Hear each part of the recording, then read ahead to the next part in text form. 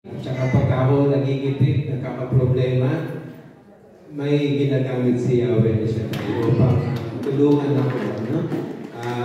Noong nakaraang buwan, nagkaroon po ako ng sakit.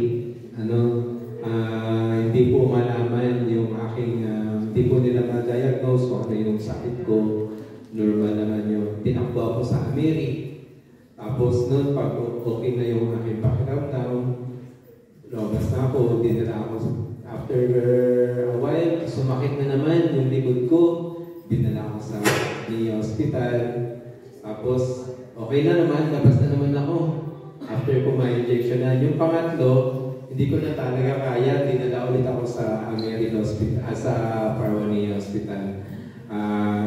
Chinek ako, yung aking urine, yung aking stool, tapos chinek na, normal naman po lahat.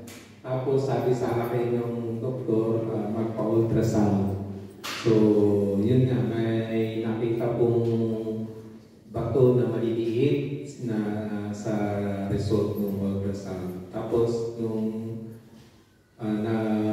dinala ko sa Saba Hospital at tinignan nung urology specialist yung ating ultrasound, sabi niya, ang sakit mo, sabi niya is nalay sa likod kasi lagi kang pagod, so kailangan mo rin magpahinga, sabi niya. Wala akong ibibigay sa iyong gamot, kundi uminom ka lang ng 2 liters ng tubig every day, sabi niya. Kasi yung bato na nakita sa iyo is parang buhangin lang.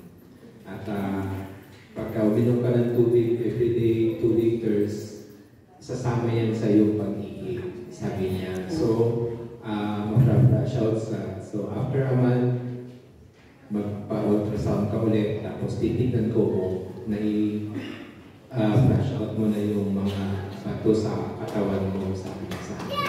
Salamat sa Diyos kasi hindi po kami makatulog mag-asawa. Inaalala namin kung anong gagawin sa akin, surgery, gastos, di po ba? Salamat sa Diyos talaga kasi hindi pinayagan ni Yahweh siya dahil ang dalangin lang namin is pagkalooban kami ng malakas na kapangatawan, ng kalusugan at gagamitin po namin ito upang paglingkod sa gawain ni Yahweh siya. Amen.